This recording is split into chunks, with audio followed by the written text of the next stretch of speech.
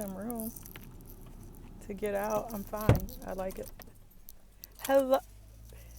You just saw Greg try to put the thing down in my face to get the sun out of my eyes.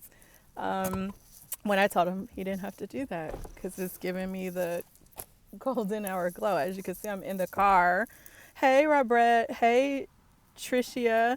So we have a little bit of a change of plans. I mentioned it earlier, and I had a HOA meeting, and so I'm not able to broadcast from home, but I wanted to make sure that we got in our lesson for today. I want to be here for you to make sure that you get what you need in order to consistently start to move forward on your goals and on creating better habits in your life. So, just to recap a little bit from last week, and while I'm recapping last week, why don't you guys let me know in the comments how you have been doing with the information that we went over thus far. Um, Last week, we learned that the best way for you to create habits that are going to change your life is for you to start to shift your identity, shift the way you see yourself, make those changes from the core of who you are. Because if you try to change behaviors without changing the self identity, the self image, the self paradigms, then the changes that you try to make have problems sticking and lasting. And then we also went over, I'm just looking in the book right now, how you have to understand, oh, thanks, it's the YSL. And then you have to understand that even though you may not see changes in your life when you're trying to create new changes and new habits, that you have to understand how change truly works. The things that you see in your external world are lagging measures. And so you have to understand that if you have conviction that you have picked a couple of things to do consistently, then as long as you are doing those things, even if you don't see evidence of your success or evidence of you making the progress that you want, you have to have faith to believe that you're on the right track. Because even though we want change to go this way, change in fact goes, in a different path. It oftentimes will have things happen underneath the surface before you even see evidence of those changes happening in your life. And so that gap between what you expect versus what you're actually experiencing is called the valley of disappointment. What is going to help you through that valley of disappointment until you actually see the changes in your real life is to learn to understand that just because you don't see evidence doesn't mean that something is not happening in your life. So that was the other thing we discussed. And then we also discussed, let's see, again, we talked about identity based habits. We discussed how you create better habits and the real reason why habits matter. And we talked about the habit cycle. So if you've missed any of those discussions, make sure that you go back for all the 5 lessons that we had last week and, overview those. And now for this today, we're going to talk about, I'm excited about this. We're going to talk about how to create good habits. And in fact, guys, the way that you make good habits is the same way that you create bad habits. And so we also talked about how every time that you make a choice or a decision, what you are doing is making a decision towards your success or a decision to stay in your comfort zone and to stay in a position of failure. And you can make it seem as hard or as easy as you want it to, but those two processes are exactly the same. It's just a matter of which one it is that you're going to choose. So, if you want to learn how to create a good habit, this is from Friday. We talked about you needing to make it obvious. So, you have to know that there's a problem. You have to acknowledge that you have a problem. You have to acknowledge that there's some change that you want to make. And then you have to want to change. You can say that you want to change all that you want, but if you don't feel, if your mind is not telling you you want to change and your heart is not telling you in the same direction that you want this change, you're not going to be able to make the consistent change. So you have to make it attractive or desirable or inspiring for you to want to change. That doesn't mean that you're going to have some big fluffy aha moment every time that you want to do this, but it does mean that you're tired of the pain of staying the same and you want to experience the pleasure of what life could be like if you were to make this different change. The third thing that you need to do is make it easy. So if you want to create good habits, make it easy for yourself. And you make it easy for yourself by creating a system of things that you can do that are going to support the outcomes that you want to achieve. And then you just do those things. You do not worry about your goals. You do not worry about your outcome. If you know, for instance, that in order for you to get healthy or to lose weight, you need to exercise, you need to eat right, and you need to um, sleep well, then if you do those three things, you will meet your goal. And so you have to make it easy for yourself. And then the third thing you have to do is make it satisfying by giving yourself some type of reward, because the reward scientifically hardwires that process into your life. And all you do is repeat that loop over and over again. Oh, it's hot, y'all. And repeat that loop over and over again, and you will start to hardwire these behaviors. The easiest way to do this, though, is not by saying that you're going to start to act differently. You start to become a different person. You start to become the person that is healthy. You start to identify yourself with somebody that is healthy, or somebody that budgets, or somebody that is a millionaire, or somebody that has a loving relationship. And as you change your identity into somebody that already embodies the things that it is that you want, the habits become automatically, because identifying yourself as somebody that's trying to be healthy versus somebody that is healthy means that if you identify as healthy, you're going to do healthy things. So it's automatic. So you always shift your core, you always shift your identity to become the person that you want to become.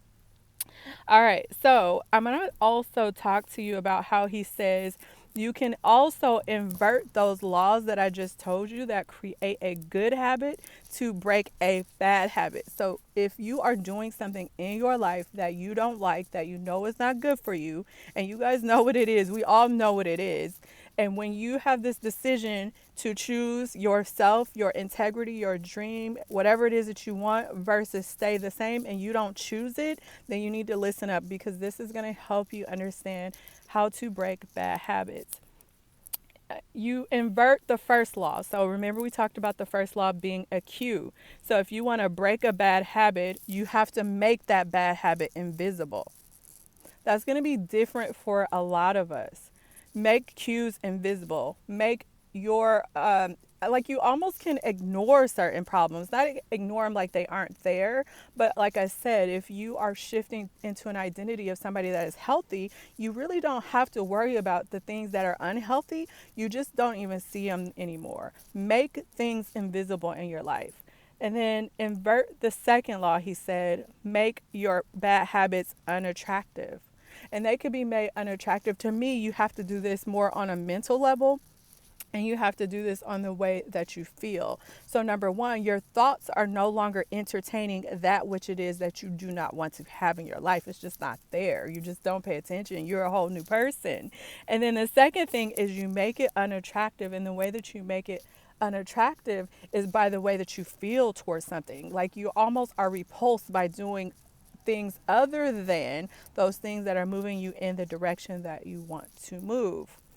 The third thing is inverting that third law, that response. Make it difficult. Make it difficult to continue your bad habit. And that could be many different things. The most simplistic thing, since I'm talking about diet and exercise, is you getting the food out of the house that unhealthy people wouldn't even entertain. And so that way, if you feel like you want to eat something, you got to go out of your way to go get that thing that's going to have you dishonor yourself once you decide to adopt the identity for, say, like somebody being healthy.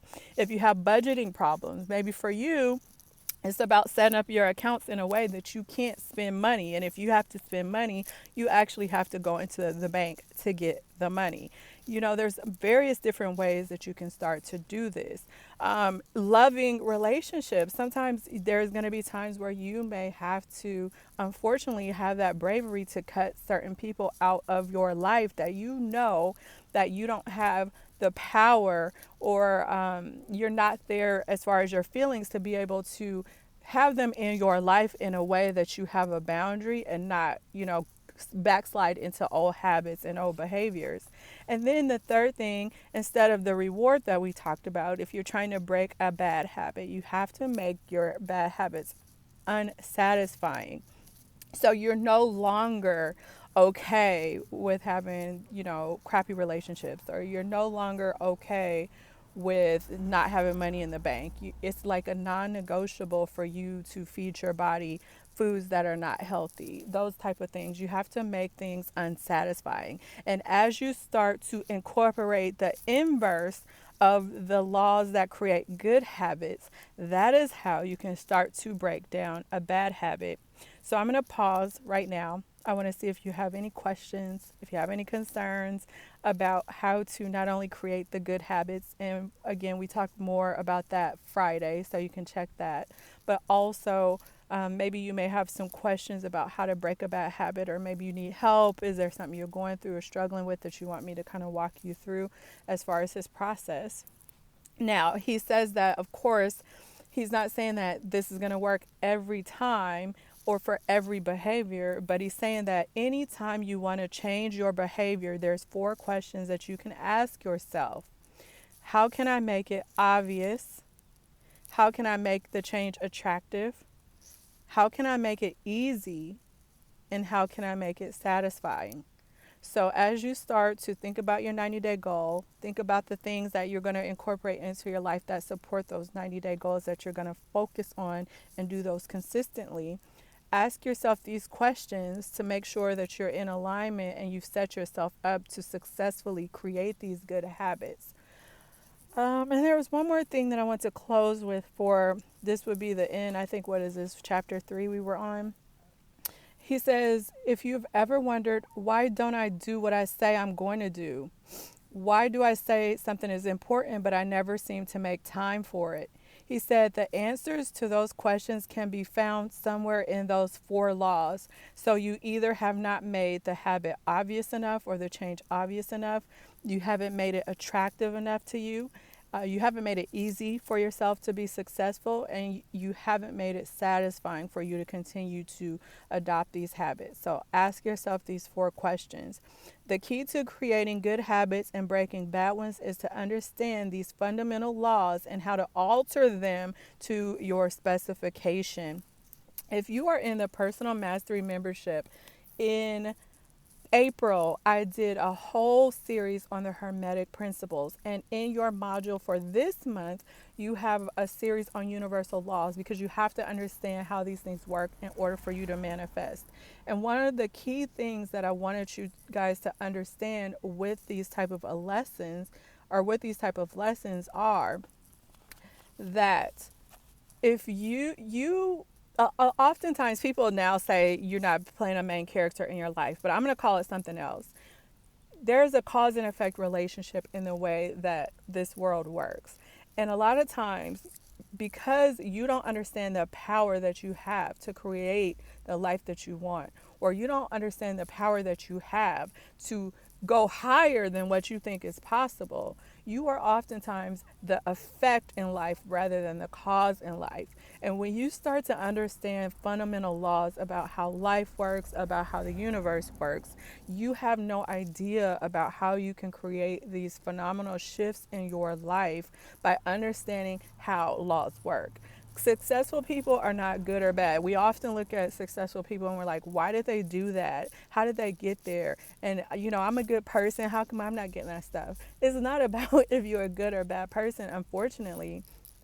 You can experience success of tremendous heights when you understand how to play the game and you understand how your role in this universe works. And your role works as you being the cause of the things that you want to then experience in your life. And the way that you manipulate things so that you can get what you want is by understanding the fundamental laws of the universe.